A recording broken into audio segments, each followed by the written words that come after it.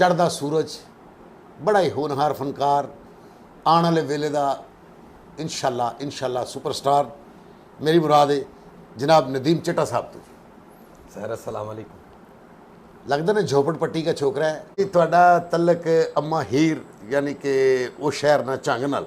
जी हाँ, जिला जंग तो असल मेरा ताल्लुक है, जी ये मेरी जबान है। अच्छा कि इन्ना कम करन दे बावजूद लोग कहते सन कि यार ये बंदा एक्टर कदों आंदा है। फिर मैं कहा जी कदों आंदा, कहते जी जो वंज हाल च इन होवे एंट्री करे तो उन्हें दुनिया क्लैप करे। मैं ना इस मोटो ते टुर पिया कि जो मेरी शादी हुई है बाहर यानी कि आउट ऑफ फैमिली, तो सरदार साहब ने अपनी नौ नूं वेख्या, मेरी बेगम तो मैनू वेख के मेरा उस दिन शो भी सी, मैं ये करके गया तो मैंने बाद च कहते चिट्टे याद होएगा तुहानूं, ते कहते ये तेरी वाकई लव मैरिज है या कोई तवीज़ वगैरह कराया।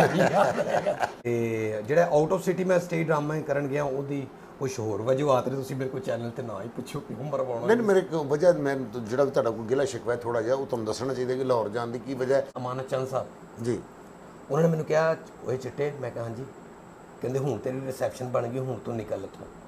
तो मैं क्या क्यों कह रहे हैं, ਉਹ ਮੈਨੂੰ ਬਾਅਦ ਦੇ ਵਿੱਚ ਪਤਾ ਲੱਗਾ ਕਿ ਜਦੋਂ ਮੈਂ ਆਊਟ ਆਫ ਸਿਟੀਜ਼ ਜਾ ਕੇ ਡਰਾਮੇ ਕੀਤੇ ਨੇ ਤੇ ਪਬਲਿਕ ਨੇ ਮੈਨੂੰ ਜਿਵੇਂ ਪਿਆਰ ਦਿੱਤਾ ਉਹਦੀ ਅਸਲ ਵਜ੍ਹਾ ਇਹ ਸੀ ਕਿ ਤੁਹਾਡੇ ਲੋਕਾਂ ਨਾਲ ਕੰਮ ਕਰਨ ਦੀ। एक मिनट तुसीं अंग्रेजी बोल रहे हो तो सुनने वाले परेशान हो रहे होने क्योंकि भी ये बंदा अंग्रेजी बोल रहा है, सानूं यकीन नहीं आ रहा। मैं नाज़रीन नूं दसदा जावां कि ये माशाअल्लाह पढ़े लिखे ने, ग्रैजुएट आदमी ने। कितना पढ़े हो चिट्टा साहब? ਉਹਨਾਂ ਨੇ ਮੰਨਣਾ नहीं गल ते भाभी ने कभी तुहाडे ते शक कीता होवे तुहाडी बीवी ने कि तुसीं लेट आए हो?